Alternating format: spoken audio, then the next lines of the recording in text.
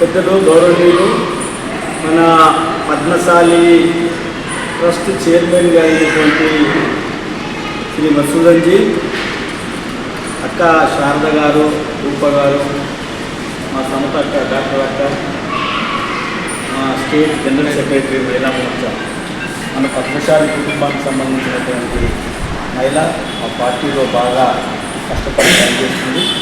అదే రకంగా మా సుదర్శన్ అన్న పద్మశాలి నగర అధ్యక్షులు వారు, మిత్రుడు, హైదరాబాద్ సెంట్రల్ జిల్లా బీజేపీ తరఫున వైస్ ప్రెసిడెంట్గా ఉంటూ ఈ లోక్మాత ఆలియాబాయి గారి యొక్క కార్యక్రమానికి హైదరాబాద్ సెంట్రల్కి ఇన్ఛార్జ్. అదే రకంగా మహిళా మోర్చా రాష్ట్ర అధ్యక్షురాలు డాక్టర్ శిల్పారెడ్డి గారు, ప్రసాద్ గారు, డాక్టర్ అరుణ్ గారు అయితే మీకు తెలుసు. మేము ఇద్దరం కూడా ఒక్క దగ్గరనే పుట్టి పెరిగినాం. కాకపోతే ఆయనకన్నా నేను పెద్ద ఆయన, వాళ్ళ పెద్దనాయన నా గురువు, రాజకీయ గురువు. ఈ పద్మశాలి కుటుంబానికి సంబంధించినటువంటి యాప్ కుమార్ గారు వాళ్ళ పెద్దనాయన నాకు రాజకీయ గురువు. చిన్నపిల్లల నుండి అప్పుడు బాగా ఎంకరేజ్ చేస్తుండే ఆయన. బస్తీలలో ఎట్లా పనిచేయాలి, సేవా కార్యక్రమం ఎట్లా చేయాలి, దసరా పూజలు ఎట్లా చేయాలి, వినాయక చవితి పూజలు ఎట్లా చేయాలి, మా దగ్గర ధర్మశాల ఉందో ఆ ధర్మశాలను ఎట్లా నడిపించాలి. నన్ను జనరల్ సెక్రటరీ చేసిండు ఆయన. నా ప్రస్థానం, రాజకీయ ప్రస్థానం అక్కడి నుంచి స్టార్ట్ అయింది. బస్తీలో రాజకీయం చేయడం అంటే సామాన్యమైన విషయం కాదు. అన్ని రాజకీయ పార్టీలు ఉంటాయి. నేను అప్పుడు జనసేన పార్టీకి సంబంధించిన వ్యక్తి.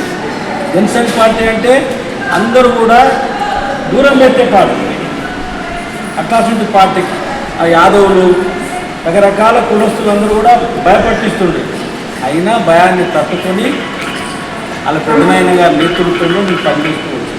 పద్మశాలి వాళ్ళతో సంబంధాలు చెప్తున్నాను. మా చంద్రకళాకారు చెప్పింది 9,000 మందికి ఇప్పుడు జాకెట్ కుట్టడం నేర్చుకున్నారు మా శారదతో. నాడు ఎందుకు అహల్యాబాయి గారి యొక్క జీవిత చరిత్ర మీ ముందుకు తీసుకురావాలి? పుస్తకాలు ఇస్తే చదువుకుంటే మీకే తెలిసిపోతుంది. మేము ఒక చిన్న ప్రయత్నం చేసినాం. ఒక 1000 పుస్తకాలు ప్రింట్ చేయించాం. 1000 పుస్తకాలు హైదరాబాద్లో పంచాలంటే 1,50,00,000 మంది జనాభా.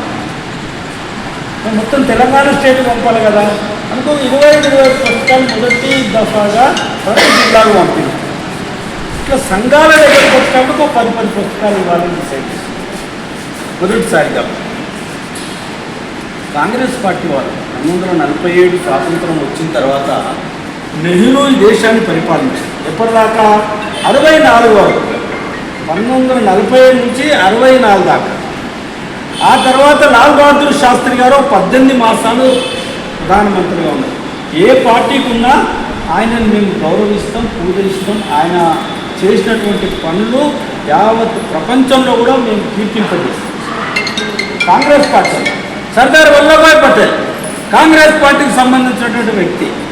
సర్దార్ వల్లభాయ్ పటేల్ కాంగ్రెస్ సంబంధించినటువంటి వ్యక్తి ఉప ప్రధానమంత్రిగా ఉంది ఈ దేశానికి. కానీ ఈ దేశంలో 550 సంస్థానాలు ఎట్లయితే మన నిజాం మన హైదరాబాద్ని పరిపాలించిందో అట్లా దేశం మొత్తంలో కూడా 550 సంస్థానాలు ఉన్నాయి. భారతదేశ స్వాతంత్రం వచ్చిన తర్వాత వాళ్ళు ఇండిపెండెంట్గా వాళ్ళ రాజరికాలు ఉండే. వాటన్నింటినీ భారతదేశంలో విలీనం చేయించినటువంటి మహానుభావుడు, మహా వ్యక్తి సర్దార్ వల్లభాయ్ పటేల్. కాబట్టి వాళ్ళని గౌరవిస్తాం. కాంగ్రెస్ పార్టీ అయినా కాంగ్రెస్ పార్టీలో ఉప ప్రధానమంత్రిగా ఉన్న గౌరవిస్తాం. అట్లా లాల్ బహదూర్ శాస్త్రి గారు 18 మాసాలు చేశారు. తర్వాత ఎవరైనా ప్రధానమంత్రి?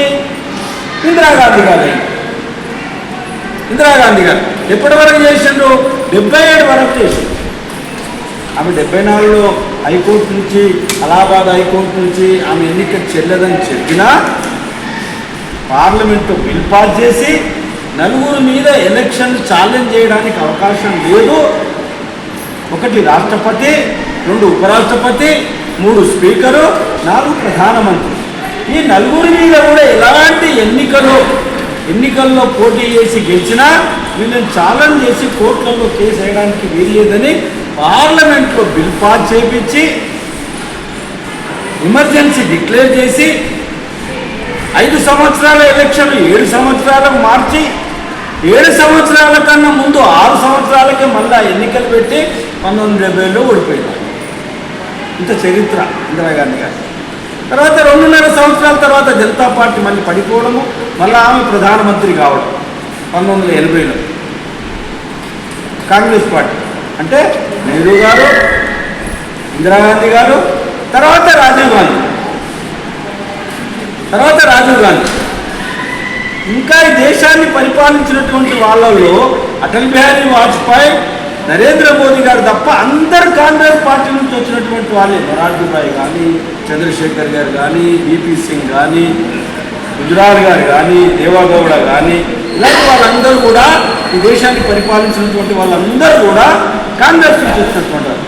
కాబట్టి ఎవరైతే పుణ్యాత్ములు దేశాన్ని గురించి, దేశ స్వాతంత్రం గురించి, స్వాతంత్రం కన్నా ముందు పరిపాలించినటువంటి వాళ్ళు, సమాజం గురించి పనిచేసినటువంటి వాళ్ళు పేర్లు పైకి రాకుండా గాంధీ కుటుంబం, నెహ్రూ కుటుంబమే, మేమే ఈ దేశానికి చేసినాం అనేటటువంటి ఆలోచన విధానంతోనే ఎడ్యుకేషన్ సిస్టాన్ని అంతా కూడా వాళ్ళ పేర్లే పెట్టుకున్నారు. కానీ అహల్యాబాయి గారు లాంటి వ్యక్తులు ఒక 1000 మంది దేశం గురించి, ఈ దేశ స్వాతంత్రం గురించి, దేశ అఖండత గురించి, దేశ ధర్మం గురించి, దేశభక్తి, దైవభక్తి, ఇలాంటి వాటి అన్నింటిని కూడా కాలాంతరంగా రూపు మాపుతో వాళ్ళ పేర్లే పైకొచ్చినటువంటి విషయం మనం గమనిస్తున్నాం. తరతరాలుగా మీరు తీసుకోండి. ఇప్పుడు ఉదాహరణకు అహల్యాబాయి గారు ఒక పేద కుటుంబంలో పుట్టింది. ఇంతకుముందు శిల్పా గారు చెప్తారు, మన వాళ్ళు చెప్తారు, అక్క కూడా నెట్లో తీసుకుంటూ గూగుల్లో. ద్వాపరంలో ద్రౌపది, ఇప్పుడు ఎంతోమంది చూస్తున్నాం. కాబట్టి వీళ్ళు అధికారంగా రాకుంటే కష్టమనే ఆలోచనతోనే నేను 33% రిజర్వేషన్ కల్పించాను. నేను బీజేపీ పెద్ద గొప్ప అని చెప్పడం లేదు. అందరూ వ్యక్తులే, అందరూ మనుషులే, అందరిలో మార్పు ఉంటుంది, కాదని అనడం లేదు. కాబట్టి ఇలాంటి అహల్యాబాయి గారి యొక్క జీవిత చరిత్ర 77 సంవత్సరాల భారతదేశ స్వాతంత్రంలో సుమారు 60 సంవత్సరాలు పరిపాలించినటువంటి గాంధీ కుటుంబంతో పాటు ఉన్నటువంటి వ్యక్తులు ఎడ్యుకేషన్ సిస్టమ్ అంతా కూడా సరైనటువంటి పద్ధతిలో పెట్టకుండా, విద్యార్థులకు సరైనటువంటి పూర్వీకుల యొక్క విద్య తెలియకుండా వెస్టర్న్ స్టైల్లో తర్వాత వాళ్ళ కుటుంబాన్ని తప్ప మిగతాది ఏది కూడా. ఎందుకు రామాయణం మహాభారతం బతుకుందంటే దేవుళ్ళు కాబట్టి ఈరోజు కూడా 1,00,000 సంవత్సరాల పైన దాటినా ఇవాళకి కూడా వాళ్ళని స్మరిస్తాము, రోజు వింటుంటాము. అందులో ఉన్నటువంటి మంచి విషయాలను మనసులో తీసుకొని 10 మందికి చెప్తుంటాం. కాబట్టి ఈనాడు బీజేపీ అహల్యాబాయి గారి చెప్తే మాకేం ఓట్లు పడతాయని కాదు, కానీ ఆమె చేసినటువంటి మంచి ఈనాడు ఏదైతే నరేంద్ర మోదీ గారు ఉగ్రవాదులు చేస్తున్నటువంటి పాకిస్తాన్ ప్రేరేపిత ఉగ్రవాదులు చేస్తున్నటువంటి ఏదైతే ఉందో దాన్ని దేశం వాళ్ళతో మాట్లాడి, పాకిస్తాన్తో మాట్లాడి వాళ్ళని దండయాత్ర చేయలే, అమాయక ప్రజల్ని చంపలే. ఎవరైతే ఉగ్రవాదం చేస్తున్నారో వాళ్ళ స్థావరాలను రామచంద్ర ప్రభు ఏం చేసిండు? విశ్వామిత్రుడు తను చేస్తున్నటువంటి యజ్ఞయాగాదుల గురించని రామచంద్ర ప్రభువుని తీసుకొని పోయి, సరే దశరథ మహారాజు ఏమన్నాడు అని నేను దాంట్లో అంత డీటెయిల్గా పోను, అడిగిండా వాళ్ళని, ఆ రాక్షసుని అడిగిండా మీరు ఇట్లా ఎందుకు చేస్తున్నారు, మిమ్మల్ని కొట్టాలన్నా చంపాలని? తప్పు చేస్తూ కొట్టేసి అదే సీతమ్మ వారిని ఎత్తుకుపోయినటువంటి రావణాసురునితో యుద్ధం చేయాలంటే దూతను కూడా పంపించిండు. చివర రేపు యుద్ధం ఉందనంగా అంగదులను పంపించిండు రావణాసురుని దగ్గరికి. నాయన పోయి నువ్వు రాయబారం చెయ్యి, ఇది మంచిది కాదు, సీతమ్మ వారిని అప్పచెప్పమను, అనవసరమైనటువంటి ప్రజలందరూ కూడా అమాయక ప్రజలు చనిపోతారు, పోయి మన శక్తి చెప్పు, వాళ్ళ శక్తి ఏందో తెలుసుకొని రా అని చెప్పని సుగ్రీవు మహారాజు యొక్క అంగదుని కొడుకుని పంపించి తెలుసుకొని రమ్మని. ఇది రాయబారం పంపం. ఇది ఇలాంటి రాయబారము ఆనాడు ఇంతకుముందు మన చెల్లి చెప్పింది కదా శిల్పమ్మ, ఏ రకంగా యుద్ధం వచ్చినప్పుడు ఆలియాబాయి గారు మేము మహిళలము ఇట్లా అని చెప్పిందో నరేంద్ర మోదీ గారు కూడా అదే చేస్తారు. అంటే పూర్వీకులు చేసినటువంటి ఏవైతే మంచి పనులు చేసినటువంటి పనులు ఉన్నాయో ఆ పనుల యొక్క ఆలోచన విధానంతోనే మనము సమాజంలో అధికారంలోకి వచ్చిన తర్వాత ఆ రకమైనటువంటి పద్ధతిలో పరిపాలన సాగించాలి. ఒక్క ఉదాహరణ చెప్పి నేను ముగిస్తాను. నరేంద్ర మోదీ గారు 6 మంది అన్నదమ్ములు, వాళ్ళు 6 మంది అన్నదమ్ములు. ఎవరమైనా టీవీలో నరేంద్ర మోదీ గారు తప్ప 5 మందిని మనం ఎప్పుడైనా చూసినామా? నేను కూడా చూపిస్తాను.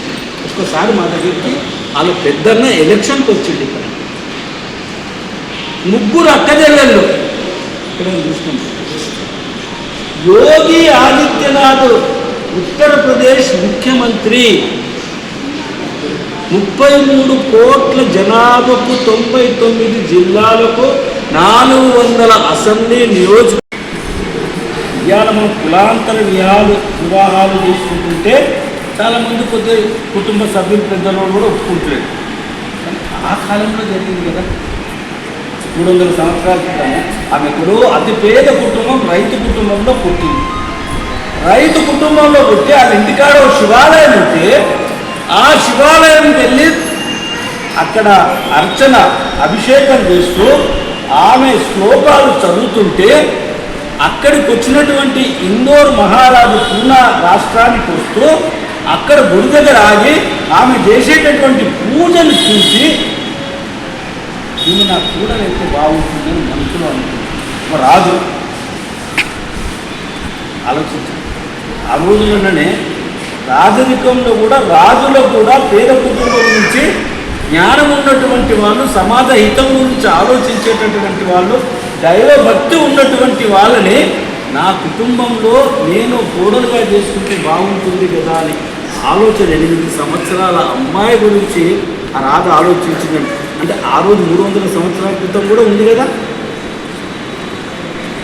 కుటుంబం. ఏదైతే కులాంతర వివాహాలు అప్పుడు కూడా ఉన్నట్టే కదా. సరే, ఇంకా కొద్దిగా ముందుకు పోదాం, యుగాలలో పోదాం.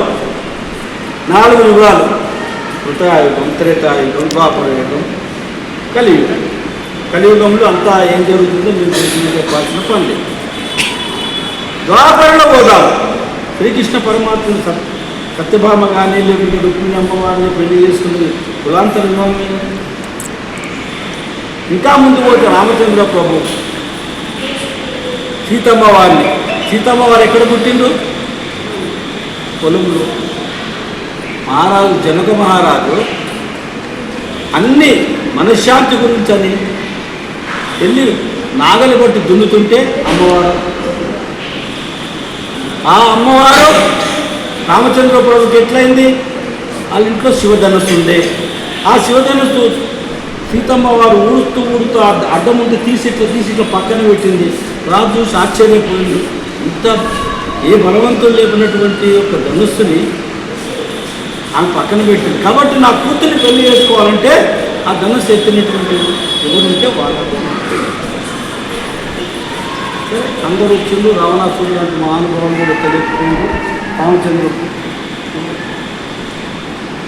కాబట్టి ఇలాంటి వాళ్ళ చరిత్రని రాబో తరానికి అందించాలనే నరేంద్ర మోదీ గారి యొక్క ఆలోచన.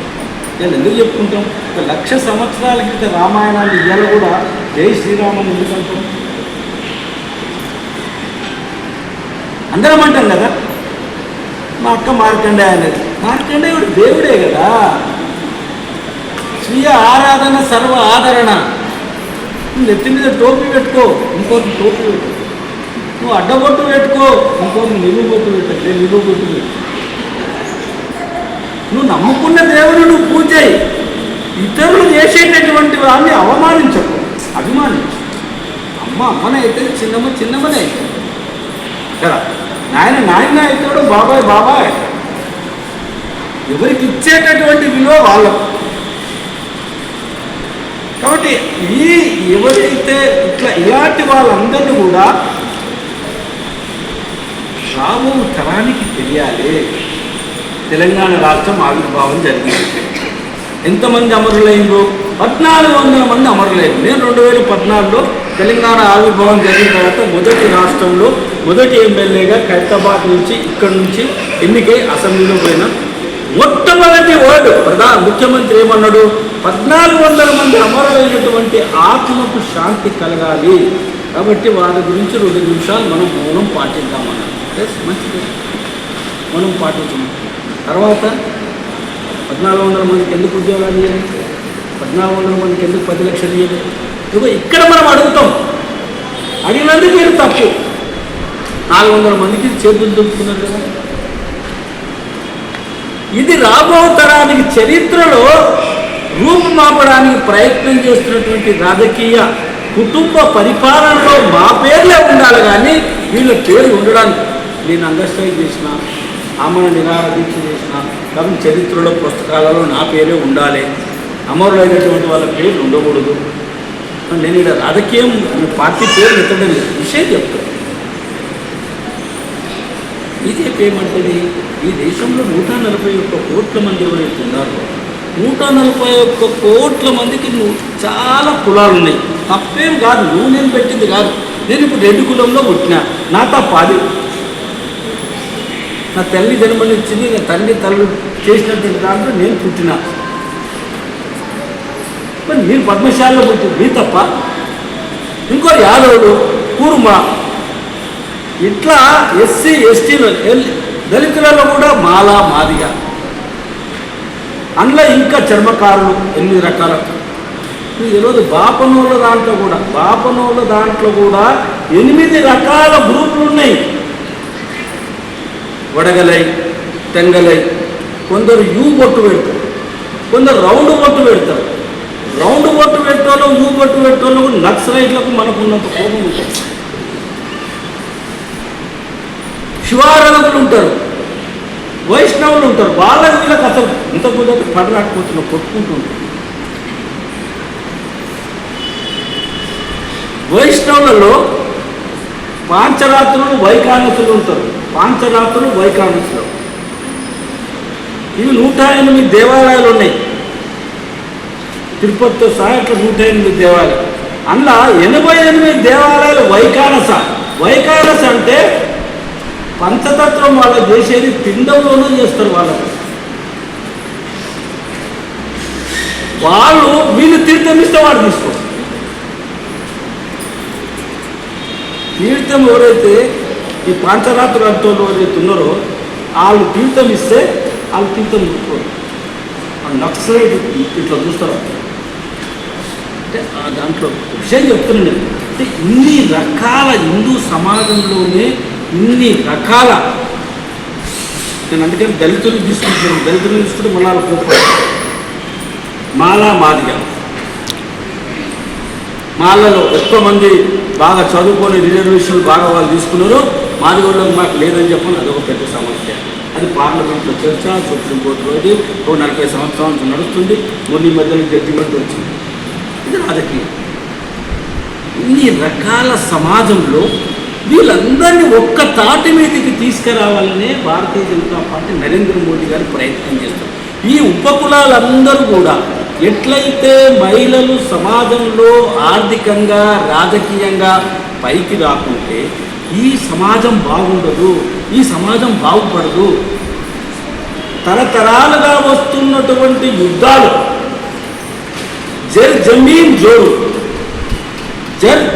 జోరు సత్యహరిచంద్ర పీరియడ్లో వాళ్ళ బాధ్యత. పార్లమెంటు నియోజకవర్గాలకు ప్రాతినిధ్యం అతిపెద్ద రాష్ట్రమైనటువంటి ఉత్తరప్రదేశ్ రాష్ట్రానికి ముఖ్యమంత్రి యోగి ఆదిత్యనాథ్ వాళ్ళ చెల్లెలు గుడి దగ్గర ఇవాళ కూడా కొబ్బరికాయ, కుంకుమ, పసుపు అమ్ముతారు.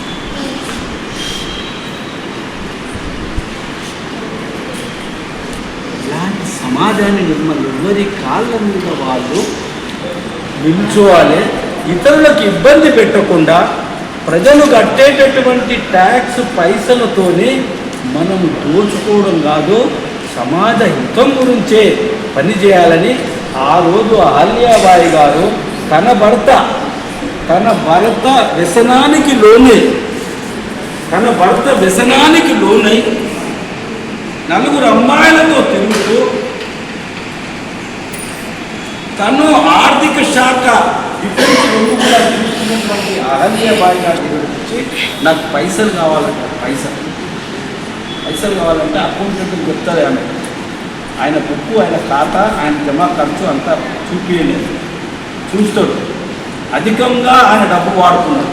ఆ పుస్తకం తీసి కోపంగా కింద కొడతాడు. నేను చూసింది కాదు, బుక్కు చదివింది. కోపంగా ఆ అకౌంట్ బుక్ కింద కొడతాడు. కింద కొడితే అతనికి పనిష్మెంట్ ఇస్తాడు. ₹1 ఆయన జుర్మానా కట్టాలి. తండ్రి దగ్గరికి పోయి చెప్తాడు, కొడుకు పోయి చెప్తాడు. చెప్తే ఆమె చేసింది మంచి పని అని చెప్తాను. చుట్టుపక్కల ఉన్నటువంటి ఉద్యోగస్తులు ఎవరైతే ప్రజాధనాన్ని కాపాడి అకౌంట్స్ చూసేటటువంటి వాళ్లకు భయం ఉండాలి.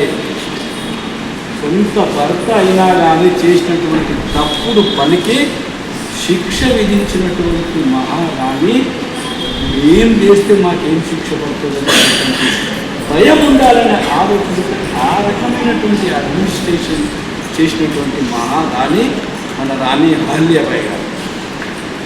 నరేంద్ర మోదీ గారు ఏం చేస్తారు? ఎవరైనా చేయాల్సిందే. ప్రజల సొమ్మును కాపాడుతుంది. ఎందుకన్నా సబ్కా సాత్, సబ్కా వికాస్, అందరి యొక్క వికాసం చెందాలి. సబ్కా విశ్వాస్, అందరి యొక్క మద్దతు, అందరి యొక్క ఆశీర్వాదం ఉండాలి.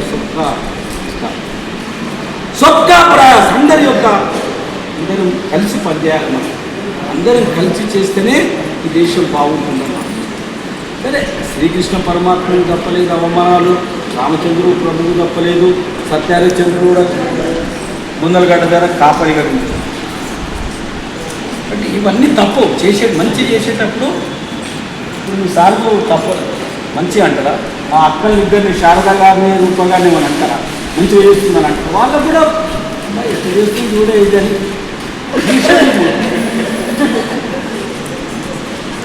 మాకు కూడా తప్పాయి, అందరికీ తప్పాయి.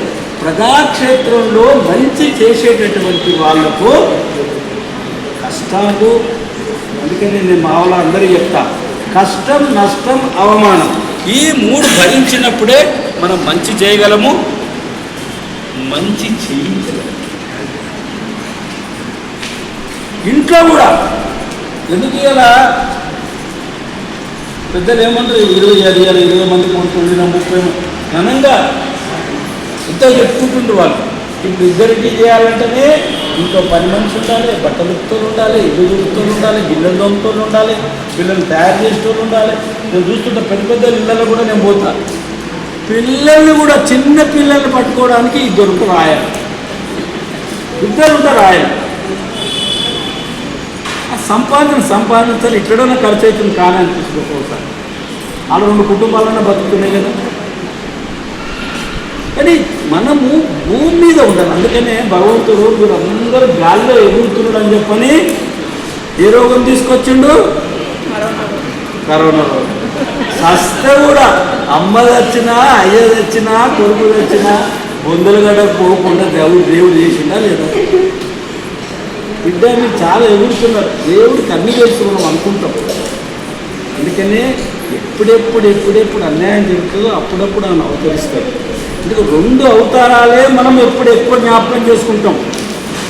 మిగతా అన్ని spontaneous, అప్పటిదప్పుడు వచ్చిపోయినటువంటి.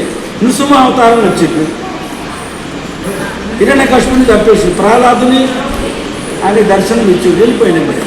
Fraction of seconds. Vamana అవతారం 3 అడుగులు అడిగిండు, చేసిండు. పరశురామ అవతారం కొద్దిసేపు. రాముడు ఈ సమాజంలో కుటుంబం ఎట్లుండాలనే రామ అవతారం, రాజకీయం ఎట్లుండాలనేదే కృష్ణ అవతారం. కాబట్టి మనం అందరం కూడా ఇక్కడికి వచ్చినటువంటి మా అక్క చెల్లెళ్ళందరూ కూడా, అన్నదమ్ములందరూ కూడా దయచేసి మంచి చేసినటువంటి వాళ్ళని మనం స్మరించుకుంటాం ఎప్పటికీ. ఇప్పుడు మీ రూపగారు శారదత్త గారు మీ గురించి రకరకాల పనులు వాళ్ళ సమయం ఇచ్చిపెట్టి వాళ్ళ ఇంట్లో పిల్లల్ని వదిలేసి జీతాలు తీసుకుంటారు కదా, జీతాలు ఇస్తున్నా. మా చంద్రకళ అక్క కూడా 9,000 మందికి నేర్పించింది, నేను పైసలు ఇచ్చి రమ్మని. మంచి పనే కదా. ఇలాంటి వాళ్ళని ఎంకరేజ్ చేయాలి మనం, 10 మందికి చెప్పాలి. ఇలా శారదక్కుంది ఇలా బాధ్యత, రేపు ఇంకోరు ఉంటారు. శాశ్వతం కాదు ఎవరో కూడా. అటల్ బిహారీ వాజ్పేయి గారు లేరు, రాజశేఖర రెడ్డి గారు లేరు, ఇందిరాగాంధీ గారు లేరు, నెహ్రూ గారు లేరు, లాల్ బహదూర్ శాస్త్రి లేరు, సర్దార్ వల్లభాయ్ పటేల్ చేసినటువంటి మంచి పనులు మనం జ్ఞాపకం చేస్తాం. కొందరు చెడు చేసినట్టు సంజయ్ గాంధీ కూడా గుర్తు చేసుకుంటాము కదా, రావణాసురుడు గుర్తు చేసుకుంటే. పార్లమెంటు నియోజకవర్గాలకు ప్రాతినిధ్యం అతిపెద్ద రాష్ట్రమైనటువంటి ఉత్తరప్రదేశ్ రాష్ట్రానికి ముఖ్యమంత్రి యోగి ఆదిత్యనాథ్ వాళ్ళ చెల్లెలు గుడి దగ్గర ఇవాళ కూడా కొబ్బరికాయ కుంకుమ పసుపు.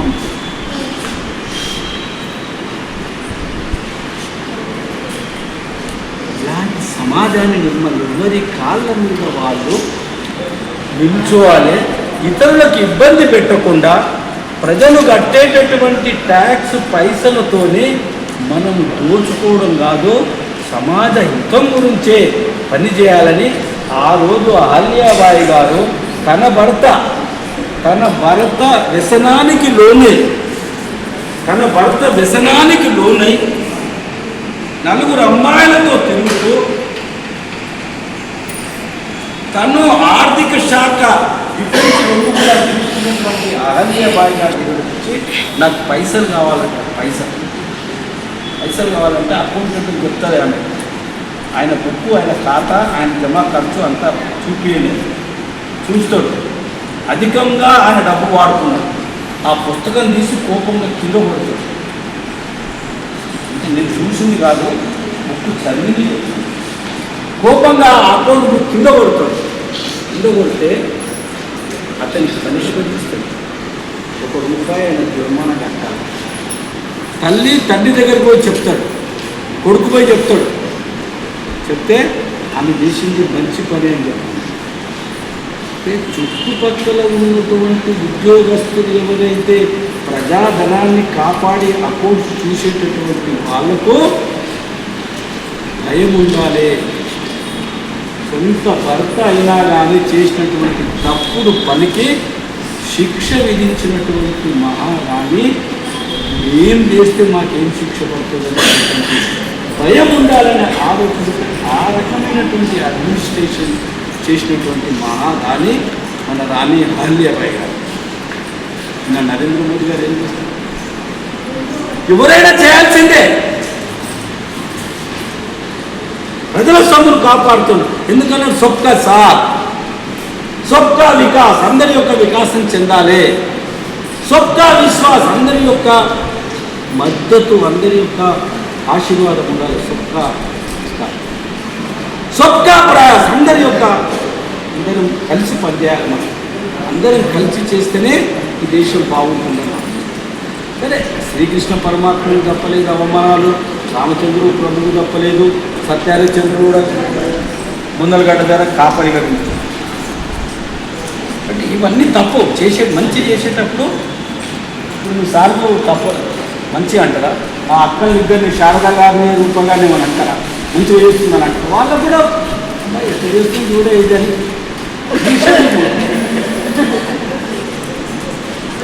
మాకు కూడా తప్పయి, అందరికీ తప్పయి.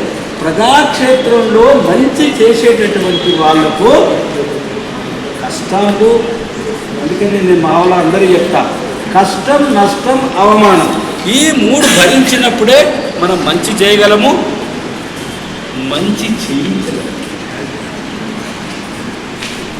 ఇంట్లో కూడా ఎందుకు ఇలా పెద్దలు ఏమంటారు, 20 మంది కొనుక్కుంటున్నా 30 ఘనంగా ఇంత చెప్పుకుంటుండ్రు వాళ్ళు.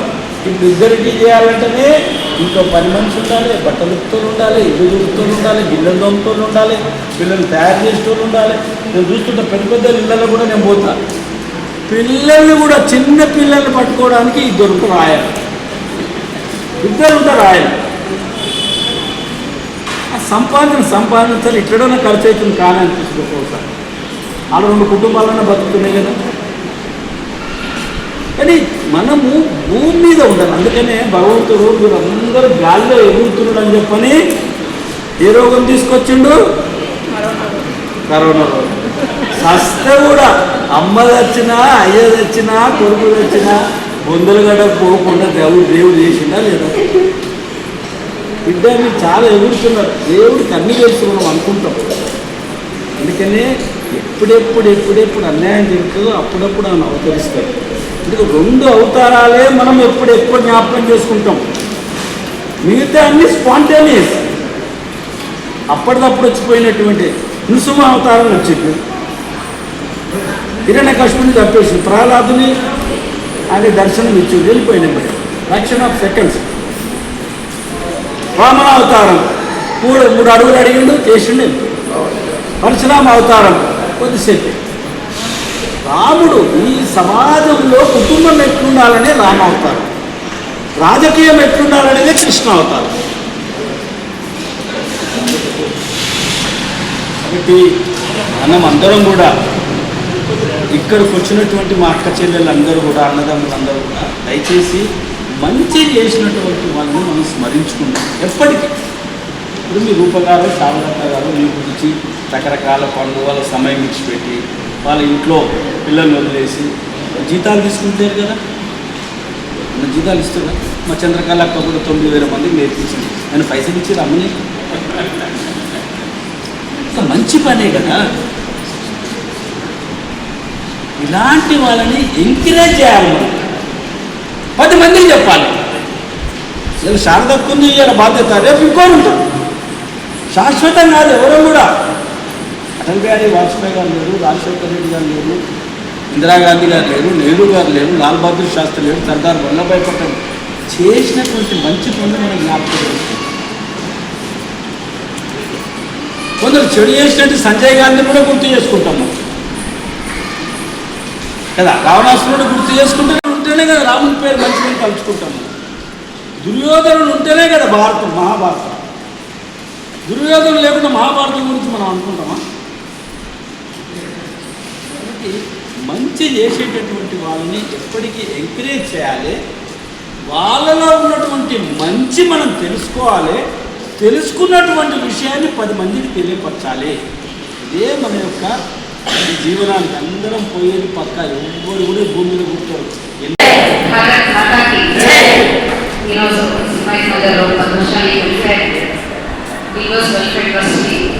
అధ్యక్షత ప్రోగ్రామ్కి అధ్యక్షత వహిస్తున్న మనోహర్ గారి, అలాగే ప్రోగ్రామ్ ముఖ్య అతిథిగా చేసిన రాష్ట్ర ఉపాధ్యక్షులు చింతరామచంద్ర రెడ్డి ఎక్స్ క్యారెక్టర్, అలాగే పేరు తెలియదు ఏమనుకోవచ్చు. ఇక్కడ అందరికీ పేరు పేరు నమస్కారాలు. నా ముందున్న సిస్టర్స్ అందరికీ కూడా పేరు పేరు నమస్కారాలు. నా పేరు డాక్టర్ సూపర్ రెడ్డి, స్టేట్ మహిళా మోర్చా ప్రెసిడెంట్, వృద్ధుల అధ్యక్షుడిని. అండ్ మీ అందరినీ ఈ సందర్భంగా ఎంతమంది మహిళలు కలుసుకోవడం చాలా సంతోషంగా ఉంది. అండ్ ఇక్కడ ఎంతమంది అహల్యాబాయి అంటే తెలుసు అని వాళ్ళు కొంచెం చేయగలుగుతారా?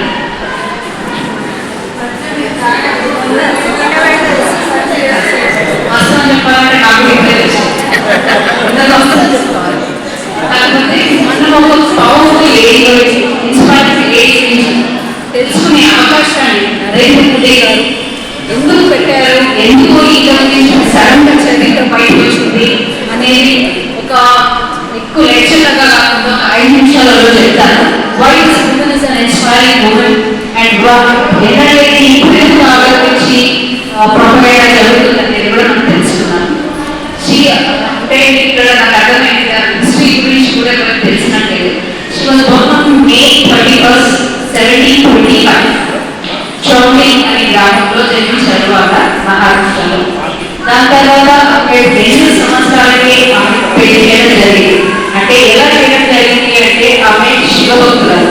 ఆమె శివుడి పైన గేయాలు, పద్యాలు, గుడ్లను అక్కడిక్కడ పాడడం చూసి ఒక రాజ్యంలో ఉన్న మహారాజు మహల్రామ్ గారు ఆమె కోడలుగా చేసుకుందామని చెప్పి వాళ్ళ కొడుకు కందేరావు గారికి ఇచ్చి పెళ్లి చేయడం జరిగింది. She was too young, 8 years is very small age. కానీ అప్పుడులో కూడా అంటే తను ఎన్నో కష్టాలు పడుతుంటూ she belongs from a very low family అయినప్పటికీ కూడా అన్ని తెలుసుకొని నేర్చుకొని చిన్న వయసులోనే భర్తను కోల్పోవడం, తర్వాత ఆ కాలంలో కూడా సతీ ఆక్రమణ చేయడానికి అవ్వడానికి సిద్ధపడినప్పటికీ తను మామగారు చెప్పారు, భర్తను కోల్పోయావు, నేనున్నా వెంట మన రాజ్యానికి నేను కావాలని తనని ఎడ్యుకేట్ చేయడం, తనను ప్రోత్సహించడం. అప్పుడు it is very happy father in law supporting women.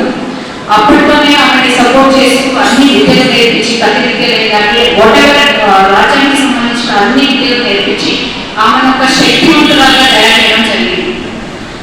ఆమె అప్పటి నుంచి కూడా అంటే జహా ధర్మ హై వహీ న్యాయ హై और वही मेरा మార్గ హై అని ధర్మాన్ని పాటిస్తూ న్యాయాన్ని మన ముందు తరానికి పాటిస్తూ మన ముందు తరానికి అందించిన ఏకైక మహిళ తను. ఇక్కడ మనం నోటీస్ చేశాం పుణ్యశ్లోకం. పుణ్యశ్లోకం అంటే అర్థం ఏంటి? వాట్ ఇస్ పుణ్యశ్లోక్ అంటే ధర్మాన్ని న్యాయాన్ని కాపాడిన వారికి ఆ పిలువేయడం జరిగింది. మన దేశంలోనే ముగ్గురికి వేయడం జరిగింది. ఒకటి అహల్యాబాయి గారికి, ఒకటి రాజా యుధిష్ఠిరకి, ఒకటి రాజా నల్ల. ఈ ముగ్గురిని మాత్రం వేయడం జరిగింది. గొప్ప విషయం ఏంటంటే ఒక మహిళకి, దేశంలోనే ఒక మహిళకి వేయడం మనకు గర్వకారణం. సో నారీ శక్తికి అప్పట్లోనే పవర్ ఉంది అనేది మనం తెలుసుకోవాల్సిన విషయం. తర్వాత చాలా కష్టపడ్డది. అండ్ ఎక్కడ అంటే తన కొడుకుకి కూతురికి వచ్చేసరికి కూడా తను న్యాయం ధర్మాన్ని పాటించింది. అప్పట్లో కూడా ఏమైంది అంటే చారియట్స్ ఉంటాయి. చారియట్స్ మనకు వెళ్ళడానికి చారియట్స్ ఉంటాయి. ఆ రాజ్యంలో ఏంటంటే ఎవరైనా ఆ చారియట్ మీద చనిపోతే అప్పుడు ఓవర్టర్స్ శిక్ష మాత్రం మరణదండనాన్ని వేసేవారు. కానీ వాళ్ళ కొడుకు కూడా అదే ఇంప్లిమెంట్ చేసేటంటే ఒకరోజు వాళ్ళ కొడుకు చారియట్లో వెళ్తున్నప్పుడు అనుకోకుండా ఒక ఆవు ఆయన చారియట్ కింద పడి చనిపోవడం జరుగుతుంది. సో ఎవరైనా whether it is human being or whether it is an animal శిక్ష మాత్రం అదే అని చెప్పేసి అనుకుని ఆయన మరణదాన్ని ఎత్తాను అంటే ఎవరు ముందుకు రాదు. ఎందుకంటే ఒక మహారాణి కొడుకుని మనకు ఎట్లా మరణదాన్ని వేయాలి అని చెప్పేసి అప్పుడు కూడా కొడుకు కూడా చూడకుండా తను న్యాయాన్ని ధర్మాన్ని పాటించినప్పటికీ కూడా ఆ ఆవు ఒక్క తల్లి ఆవు వచ్చి నేను పడ్డ వాళ్ళ ఒక్కరు పడవద్దు అని చెప్పేసి ఆపిందన్నమాట. సో తర్వాత వాళ్ళ కొడుకు ఏంటంటే మామూలుగానే యుద్ధం ఎక్కడ చనిపోయాడు. ఇది అంటే ధర్మాన్ని న్యాయాన్ని కాపాడాలి. ఇంకొకటి తన కూతురికి వచ్చేసరికి కూడా ఆ టైంలో బందిపోటు ఎక్కువగా రాజ్యంలో ఉంది. ఎవరైతే ఈ బందిపోటని అంత ఇచ్చి అవి మహారాజ్యం చేతిలో ఉంచుతారో వాళ్ళకే నా కూతురు నుంచి పెళ్లి చేస్తానని చెప్పేసి irrespective of cost, creed, religion అని ఏది చూడకుండా అప్పట్లోనే కులమత భేదాలు లేకుండా ఒక సాధారణమైన మనిషికి ఇచ్చి పెళ్లి చేసిన ఘనత. సో ఇవన్నీ మనం ఇప్పుడు మాట్లాడుతున్నాం. వాళ్ళంటే టాపిక్ మీకు అందరికీ ఎవరైనా ఐడియా ఉందా? పుణ్యశ్లోక అహల్యాబాయి గారి స్టాచ్యూ కాశీ విశ్వనాథ్ కారిడార్లో ఉందని ఎవరికైనా తెలుసా? 120 feet స్టాచ్యూ. అంటే అప్పట్లోనే ఆవిడ గుళ్ళని కూడా పునర్నిర్మాణం అంటే 4000 టెంపుల్స్ ని పునర్నిర్మాణం చేసింది. అంటే ఇప్పుడు కొత్తగా ఎందుకు దాని గురించి మాట్లాడుతున్నాను. ఫర్ ఎగ్జాంపుల్ మా పార్టీ కొన్ని ప్రోగ్రామ్స్ ఇచ్చింది. టెంపుల్స్ కి మహాహారతులు ఇవ్వడం మీద దాంట్లో ఎవరైనా పార్టిసిపేట్ చేశారా? ఎవరు చేసినట్టు. అయితే ఈ బర్త్డే సెలబ్రేషన్స్ 21st May నుంచి 31st May వరకు మాకు నిర్వహించమని చెప్పారు. దాంట్లో కొన్ని కార్యక్రమాలు అందించారు. ఒకటి ఏంటంటే అన్ని గుళ్ళల్లో మహాహారతులు ఇవ్వడం, అమ్మవారి పేరు మహాహారతులు ఇవ్వడం. వై ఎందుకు అంటే ఆ కాలంలోనే ఆమె 4000 టెంపుల్స్ ని పునర్నిర్మాణం చేసింది. దాంట్లో కాశీ గర్భగుడి ఏదైతే ఉందో ఇన్స్పైట్ ఆఫ్ దాని చుట్టుపక్కల రెనోవేషన్ జరిగినప్పటికీ కాశీలో ఏదైతే గర్భగుడి ఉందో అది ఇంతవరకు చెక్కు చెదరకుండా తను పునర్నిర్మాణించి ఇప్పటికీ కూడా అలాగే ఉంది. దాన్ని నరేంద్ర మోడీ గారు కలవకుండా మిగతా దాన్ని రెనోవేట్ చేసి ఆమె స్టాచ్యూని కూడా అక్కడ నిర్మించడం జరిగింది. అట్లనే శ్రీశైలంలో మన లింగం అది కూడా ఆవిడ నిర్మాణించింది. అట్లాంటి ఎన్నో 4000 టెంపుల్స్ ని పునర్నిర్మాణం చేసింది. ఎప్పుడైతే భక్తులు అక్కడికి వెళ్ళడానికి వాళ్ళు ఇబ్బంది పడుతున్నారో అట్లాంటి భక్తులకు కూడా 12,500 ధర్మశాలను కూడా కల్పించింది అప్పట్లో. ఇప్పుడు ఏదైతే షెల్టర్స్ కూడా మనం చూస్తున్నామో that is done by her అన్నమాట. సో ఎప్పుడైతే మన ధర్మాన్ని మన న్యాయాన్ని కాపాడి ఆమె మన ధర్మాన్ని పాటిస్తూ టెంపుల్స్ ఏదైతే చేసిందో పునర్నిర్మాణం చేసిందో ఆ టెంపుల్స్ కి రక్షణగా ఇప్పుడు మనకు ఉన్నాయి. అదే తను ఏదైతే లెగసీ మనకి ఇచ్చిందో దాన్ని కాపాడుకోవడానికి మేము ఈ మహాభారత్ అనే ప్రోగ్రామ్ ఒకటి చేసాం.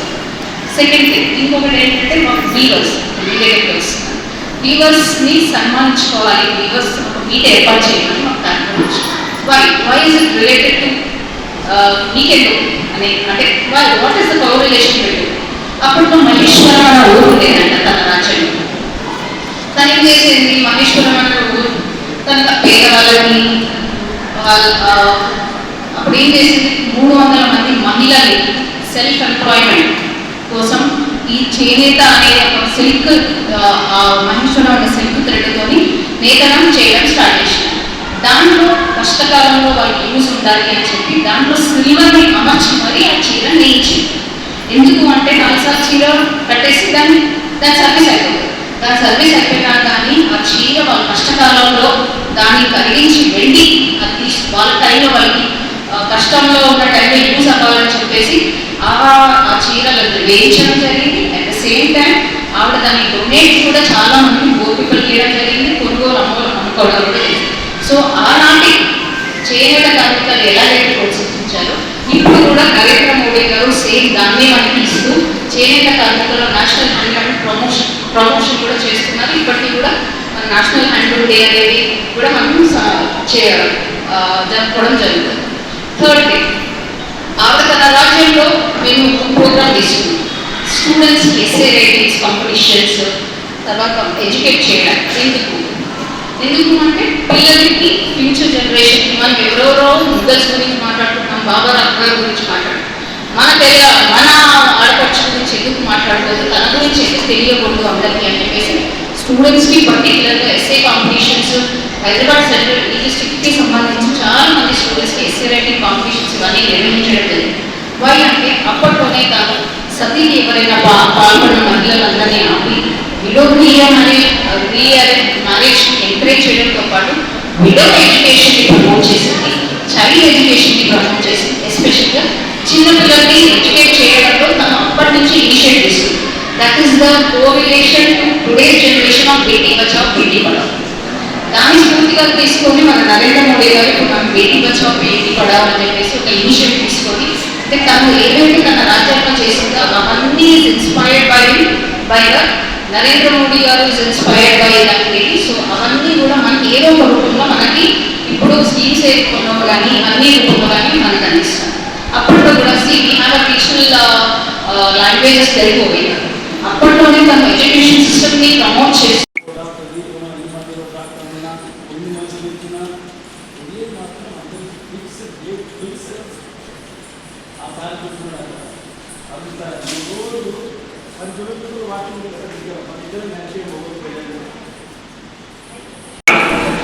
ఇలాంటి మన ముఖ్య అతిథి చింతల రామచంద్రయ్య గారు మాజీ ఎమ్మెల్యే హైదరాబాద్,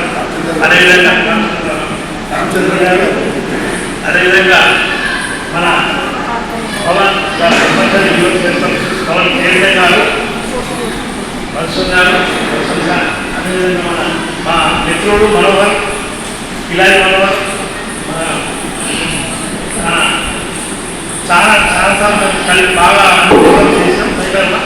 అలాంటి మనోహర్ గారికి అదేవిధంగా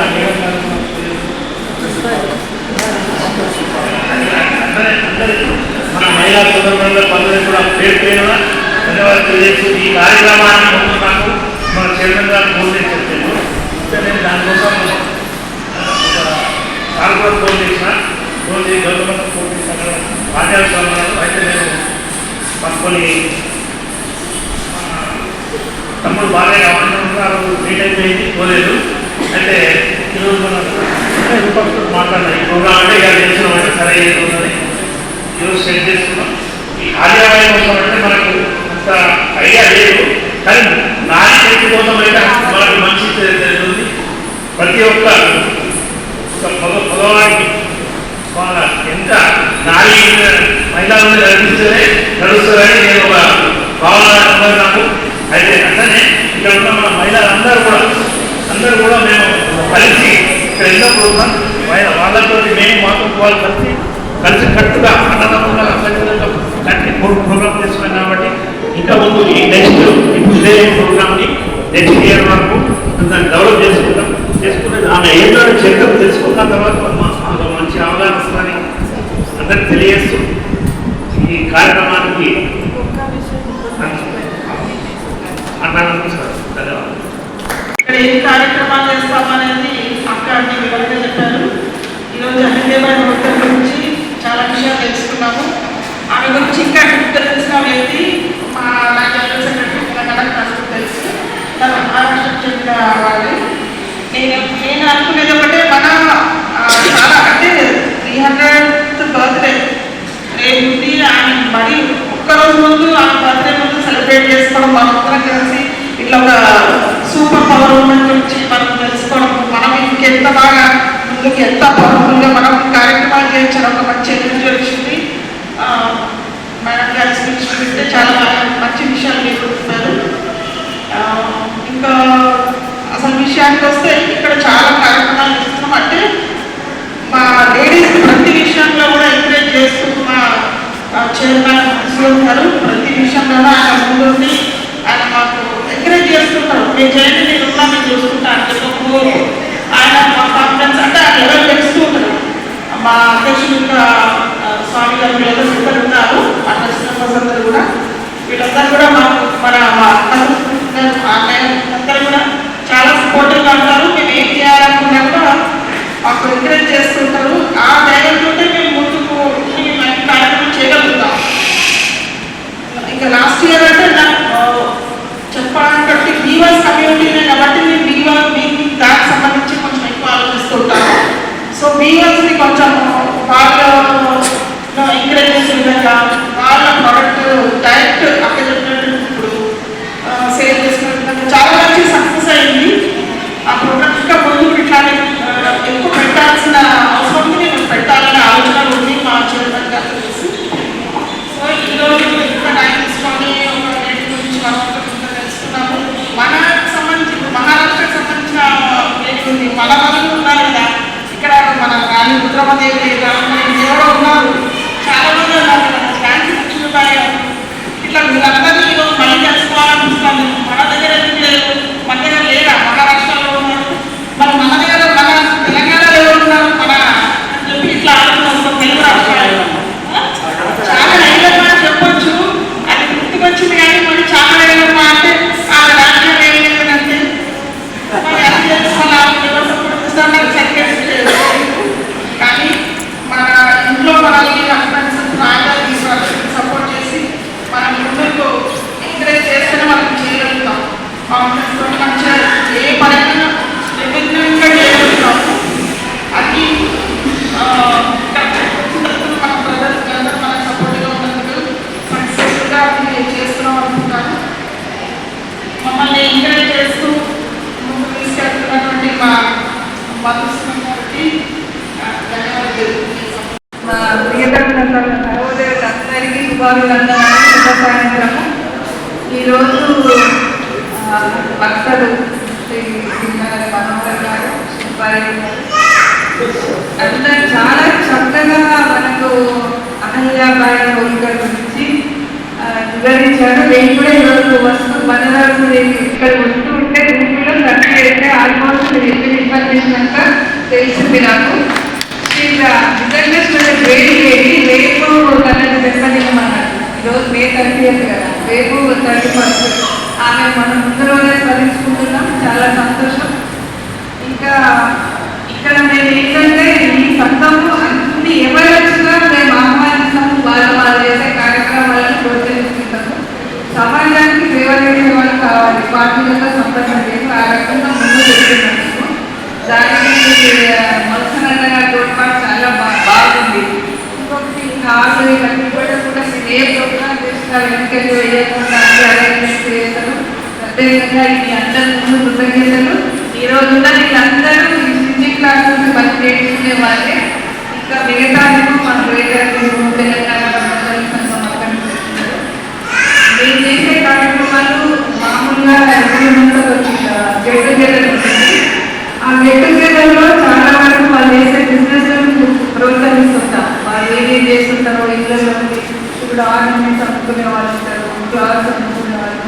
పరిస్థితి వచ్చేవాళ్ళు, ఎవరు వచ్చినా వాళ్ళని ఎంకరేజ్ చేస్తూ చిన్న చిన్న చేసేవాళ్ళు. కానీ లాస్ట్ ఇయర్